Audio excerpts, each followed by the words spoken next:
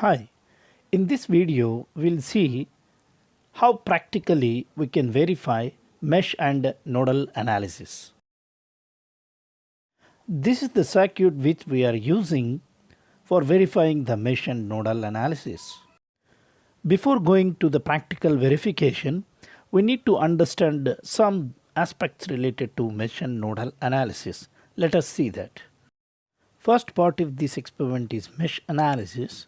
In mesh analysis, we will evaluate the loop currents I1 and I2, I3 as shown in the diagram.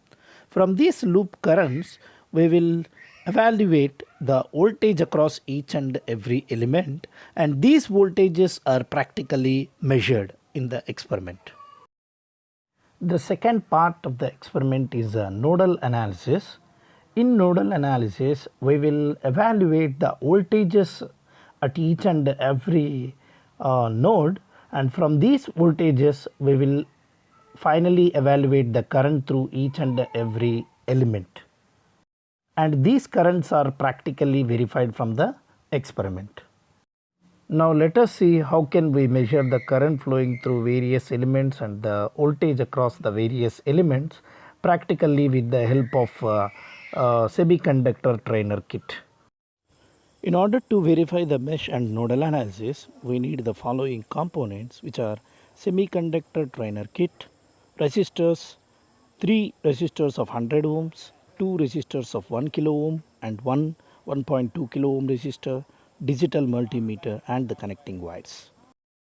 First we need to set a voltage of 4 volts with the help of the knob provided on the trainer kit and the digital multimeter. By changing the knob provided on the trainer kit, we can set the voltage from 0 to 15 volts. You can check that I am setting a voltage of 4 volts, which is to be connected in the circuit. After setting a voltage of 4 volts, we need to place the resistors as well as the voltage source in the breadboard according to the circuit diagram. Okay. First I need to collect all the resistors that are required and place the resistors according to the circuit diagram. In placing the resistors, we need to keep two things in our mind which are very important. In the portions excluding the ground points, we need to connect the components like resistors, inductors as well as capacitors in a vertical line, in the same vertical line, otherwise they will be open circuited. And in the ground locations or in the ground points, they have to be connected horizontally. So after ensuring these two things, then only we can say that the circuit is properly connected. You can see that excluding the ground locations, we have connected the components in vertically in the same line, and in the ground locations all the components are connected in the same horizontal line. After connecting the resistors, now only one thing which is left is connecting the voltage source of 4 volts. So I am connecting the voltage source. Positive terminal is connected to the resistor's common point and the negative terminal is connected to the ground. Okay. After giving all the connections, please make sure that all the resistors as well as the connecting wires are properly inserted into the holes provided on the breadboard. Otherwise will not get the exact values. As in mesh analysis, we are evaluating the voltages across each and every resistor. We need to keep the multimeter in voltmeter mode and keep the positive terminal of the multimeter and the negative terminal of the multimeter across each and every resistor, and then you can measure the voltage. Okay. Similarly, like this, by keeping the positive terminal and the negative terminal of the multimeter across each and every resistor, you can measure the voltage easily with the help of multimeter.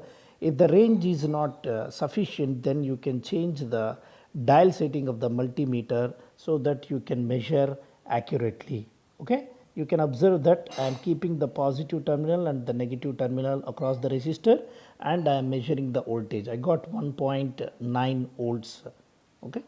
Once the measurement of voltages are completed to verify the mesh analysis, now we need to verify the currents flowing through each and every element in order to verify the nodal analysis. So we need to change the dial setting of the multimeter, and the probes are connected like this. So if I want to measure the current in microamperes and milliamperes, the red probe is connected to that terminal, and the black probe is common for voltage and current.